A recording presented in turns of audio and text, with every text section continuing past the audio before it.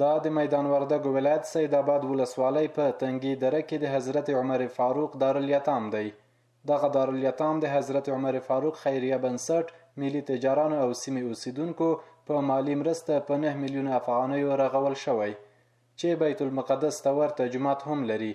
په یاد دارالیتام کې 150 تنه یتیمانو ته به د دیني زده کړو ترڅنګ عصري زده کړې هم ورکول کیږي. دغه دارالیتام ځانګړتیاوې دغه دي چې په دغه کې د عصري علومو او د دیني علومو ترڅنګ د عصري علوم هم تدریس کیږي. تاسو عملاً وینئ فعلا کې د شاګردانو لپاره مکمل کمپیوټر لاب هم فعال شوی دی. ستونزې ډېرې وې، تدریسي خونې هم نوې کامې وې او جومات هم نه و. مخکینی جومات زوړ و، بیا هغه چې ړنګ شول نو جومات نه و. موږ د جماعت لپاره د مسجد په جوړېدلو سره موږ ټول مشکلات چې دي او ستونزې حل شوي دي. په دغه پرانیستې غونډه کې د اوبو او برېښنا وزارت وزیر او لوړپوړو چارواکو وویل چې افغانستان به په یو داسې کور بدل شي چې له نورې نړۍ به ورته خلک د علم زده کولو لپاره راځي.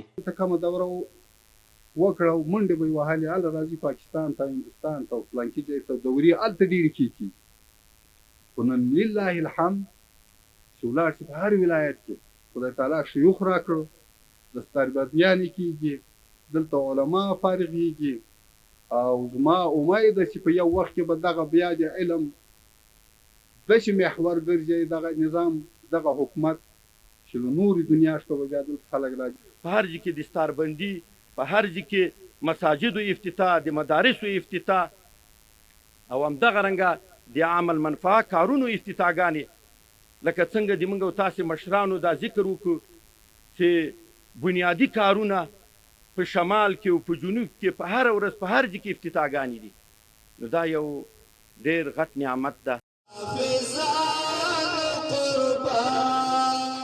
د یادولو ده چې په جوړه شوې غونډه کې 30 تنه د قرآن کریم مناظرې او تجوید څخه فارغ شوو زده کوونکو ته د فضیلت پګړۍ ورپه سر کړل شوې.